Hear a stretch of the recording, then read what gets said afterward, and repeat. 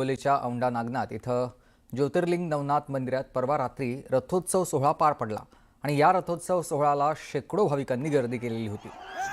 याच रथोत्सव सोहळा दरम्यान काही भाविक महिलांमध्ये भांडण झालं आणि या भांडणातून तुफान हाणामारी झाल्याची घटना घडली आहे। या महिलांनी एकमेकींना तुफान मारहाण केली आहे।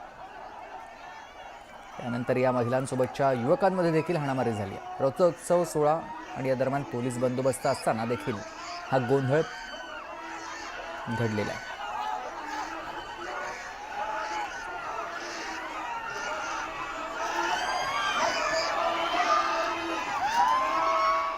मुंबई गोवा महामार्गावरून एक मोठी आणि धडकी भरवणारी बातमी समोर येते। रत्नागिरी जिल्ह्यातल्या सावर्डे नजीक सीएनजी गॅसची वाहतूक करणाऱ्या टँकरमधून मोठ्या प्रमाणावर गॅस गळती झाल्याची घटना घडली आहे। सुदैवाने चालकाच्या प्रसंगावधानामुळे मोठा अनर्थ टळलाय। रत्नागिरीच्या सावर्डे इथल्या दहिवली या फाट्याजवळ मध्यरात्री गॅस गळतीचा थरार पाहायला मिळाला।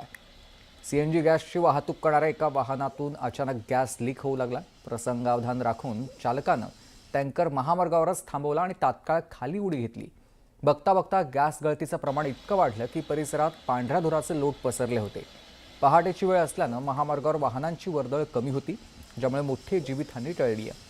या घटनेमुळे काही काळ परिसरात भीतीचं वातावरण निर्माण झालेलं होतं।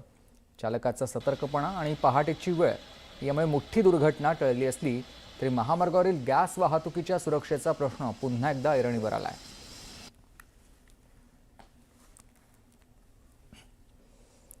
गोकुळचं दूध पुन्हा एकदा 2 रुपयांनी महागण्याची शक्यता आहे। गोकुळच्या विक्री दरात 2 रुपयांची वाढ करण्याचा प्रस्ताव आहे।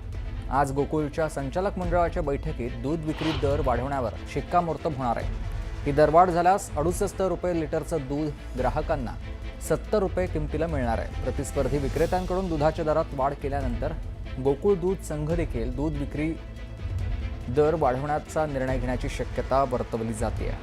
आजच हा निर्णय होण्याची शक्यता आहे।